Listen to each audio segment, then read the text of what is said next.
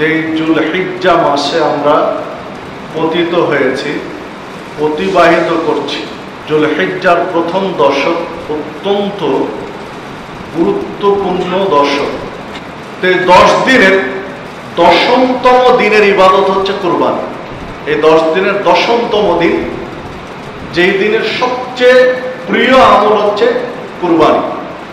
কুরবানি শব্দটি আরবি কুরবান থেকে, কুরবান শব্দটি আরবি, আর এই শব্দটিকে সম্বন্ধনীয় পদে রূপান্তরিত করতে গিয়ে উর্দু এবং ফার্সিতে ব্যবহার হয় কুরবানি।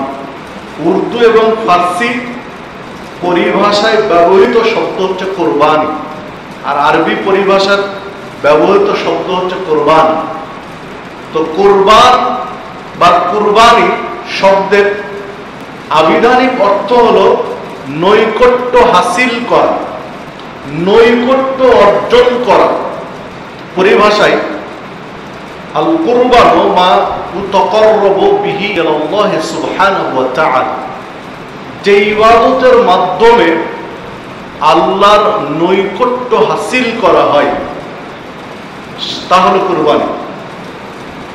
জিলহজের 10তম তারিখে পশু জবেহের মাধ্যমে আল্লাহর নৈকট্য হাসিলের যে চেষ্টা সাধন করা হয় তার নাম হচ্ছে কুরবানি।